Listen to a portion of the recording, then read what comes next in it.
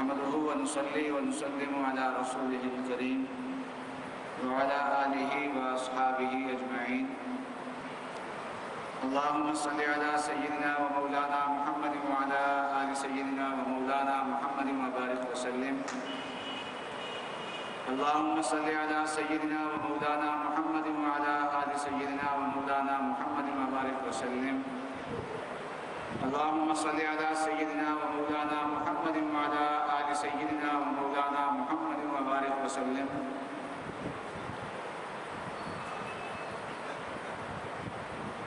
رمضان المبارک کا پہلا جمعہ ہے، تو آج کی اس نشست میں بطور مشورے کے دو باتیں عرض کرنی ہیں. امید ہے کہ ان باتوں پہ عمل کیا تو رمضان المبارک کی برکات ہمیں حاصل ہو جائے.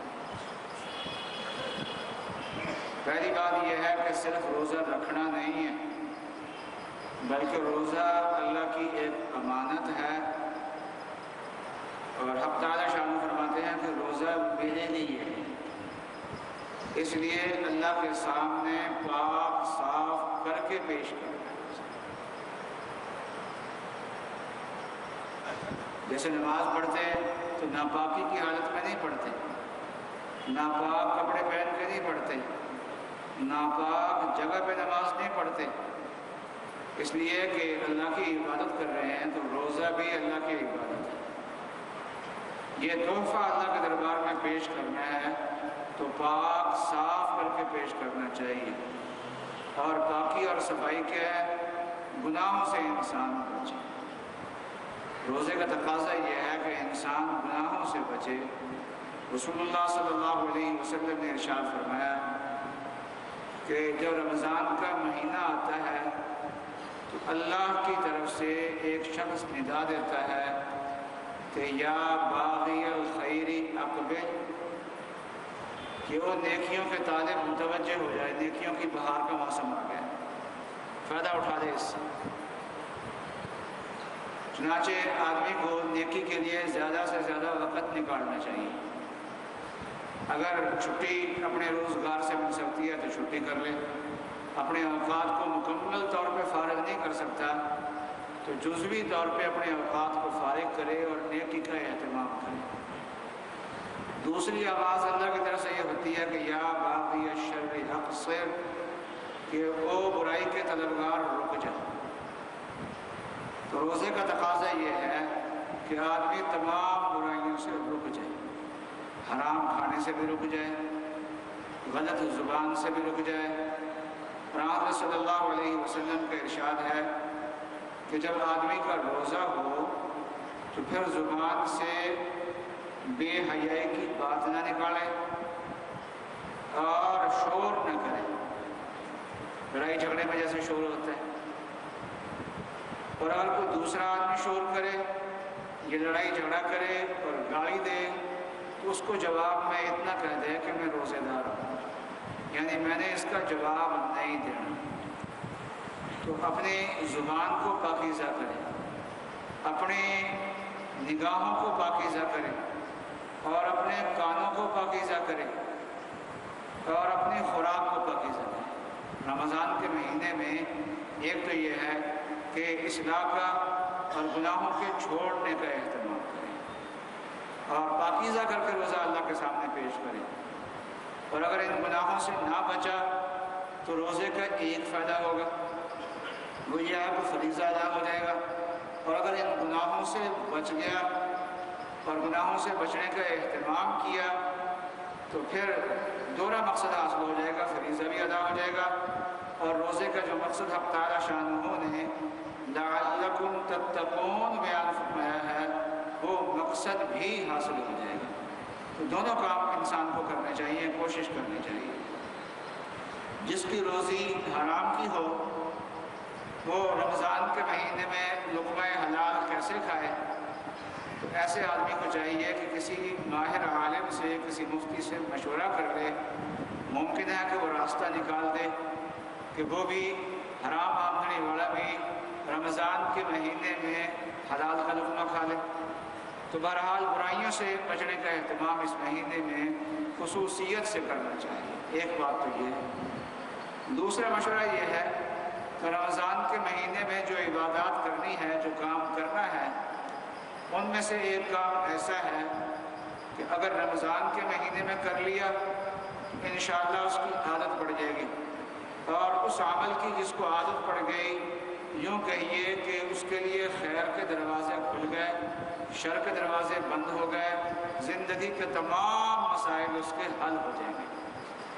وہ کام کیا ہے کہ 24 گھنٹے میں کچھ وقت خلوت کا نکالیں، تنہائی کا نکالیں، اور اس خلوت میں اور تنہائی میں کچھ تو اللہ تعالیٰ کا ذکر کرے۔ تہجد کی نماز کا وقت ہے تو تہجد کی نماز پڑھ لے، اور زیادہ یہ کرے کہ اللہ کے سامنے اپنی زندگی کے مسائل رکھیں۔ ہماری زندگی بہت سارے مسائل سے الجھی ہوئی ہے۔ ایک تو یہ ہے کہ ہم خود رونا روتے ہیں کہ معاشرہ بڑا خراب ہے، اور اس معاشرے کی خرابی کا اثر یہ ہے کہ ہم بہت سے گناہوں سے بچنا چاہتے ہیں، لیکن معاشرتی حالات کچھ ایسے ہیں جو ہمیں ان گناہوں سے بچ نہیں دے دیتے۔ ویسے یہ ہماری بات جو ہے یہ غلط بھی ہے کافی حد تک، کیونکہ بہت سارے گناہ ایسے ہیں جن کو ہم چھوڑنا چاہیں تو معاشرہ پکڑ کے ہمیں مجبور نہیں کر رہا ان گناہوں پہ۔ بہت سارے گناہ ایسے بھی ہیں اور ہم نے وہ اختیار کیا ہوا ہے، لیکن مان لیا کہ بہت سارے گناہ ایسے ہیں کہ معاشرتی حالات کی وجہ سے ہم نے اختیار کیے ہوئے ہیں، تو اللہ کے سامنے ان کو پیش کریں کہ یا اللہ میں گناہ گار ہوں، توبہ کرنا چاہتا ہوں، گناہوں کو چھوڑنا چاہتا ہوں، پاکیزہ زندگی اختیار کرنا چاہتا ہوں، لیکن میری زندگی میں پاکیزگی آ نہیں رہی۔ یا اللہ میری مدد فرمائیے، اس گناہ کے چھوڑنے میں میری مدد فرما دیجئے، اس گناہ کے چھوڑنے میں میری مدد فرما دیجئے۔ تو اللہ تعالیٰ سے کیا ہے یہ راہ روی کے کو چھوڑنے میں اور اچھا راستہ اختیار کرنے میں، گناہوں کے چھوڑنے میں اللہ تعالیٰ سے مدد مانگے۔ ایک کام یہ ہے، گناہ نہیں چھوڑتے اللہ تعالیٰ سے مدد مانگے۔ دوسرا یہ ہے کہ روزگار کے مسائل ہیں ہمارے، یہ اللہ کے سامنے رکھیں، لمبی دعا کریں۔ لوگ عام طور پہ پوچھتے ہیں کہ فلاں کام ہے، فلاں ضرورت ہے، تو اس کے لیے کیا وظیفہ پڑھیں؟ تو بزرگوں نے وظائف لکھے ہیں، اور ان وظائف کی اپنی برکات بھی ہیں کہ فلاں آیت پڑھو، فلاں دعا پڑھو، فلاں اللہ کا نام پڑھو، ان کی اپنے اثرات بھی ہیں، ان کی برکات ہیں، اس کا انکار نہیں ہے۔ لیکن جس چیز کا زیادہ فائدہ ہوتا ہے وہ یہ ہے کہ وظائف پڑھنے کے بجائے صلاۃ الحاجت پڑھے، کوئی وظیفہ پڑھنا نہ پڑھے، صرف صلاۃ الحاجت پڑھے، اور جو وقت اس نے وظیفہ پڑھنے پہ لگانا ہے وہ وقت لمبی دعا پہ لگانا ہے۔ 20 منٹ دعا کرے، آدھا گھنٹہ دعا کرے، 25 منٹ دعا کرے، تو کم از کم 20 منٹ اللہ کے سامنے ذرا اپنی حاجات کو پیش کرے۔ کاروبار کے مسائل ہیں، روزگار کے مسائل ہیں، پھر گھر گھر میں اولاد کے بڑے مسائل ہیں، ان کی تعلیم کے بڑے مسائل ہیں، اور پھر گھر میں نا اتفاقیاں بڑی ہیں، یہ بھی ہمارے گھر کے مسائل ہیں۔ اور پھر یہ ہے کہ بچیاں جوان ہو رہی ہیں اور رشتے نہیں ہیں، بچی کو تعلیم ہم نے بڑی دلا دی اور عمر بھی زیادہ ہو رہی ہے، تعلیم بھی اچھی ہے، سمجھدار بھی ہے، لیکن مناسب رشتے نہیں آ رہے، اور اس کی وجہ سے پریشانی ہوتی جا رہی ہے۔ ایک صاحب کہہ رہے تھے کہ مجھے شوگر کا مرض ہی ان بچیوں کی پریشانی کی وجہ سے ہو گیا، کہ بہت بڑی بات پریشانی ہوتی ہے، بچیوں کے مسائل ہمارے سامنے، اور پھر آدمی جس دفتر میں کام کر رہا ہے وہاں لوگوں کی مخالفتیں ہوتی ہیں، کوئی اس کو نکلوانا چاہتا ہے، کوئی اس کی چغلی کر رہا ہے، کوئی کچھ کر رہا ہے۔ تو میں کہہ رہا ہوں زندگی کے بے شمار ہمارے مسائل ہیں، ان مسائل کو اللہ کے سامنے پیش کریں، بس یہ کام کریں، اللہ کے سامنے ان مسائل کو پیش کریں۔ یہ اتنا اونچا عمل ہے کہ تعلق مع اللہ بھی اس سے پیدا ہوگا، اللہ تعالیٰ سے تعلق بھی پیدا ہوگا، گناہ بھی چھوٹیں گے، زندگی کے اندر نیکی بھی آئے گی، اور یہ ہماری زندگی کے جو مسائل ہیں دیکھیے پھر انشاءاللہ کس طریقے سے حل ہوتے ہیں، اور زندگی کے اندر جو بے چینی ہے اس بے چینی کا خاتمہ بھی ہوگا۔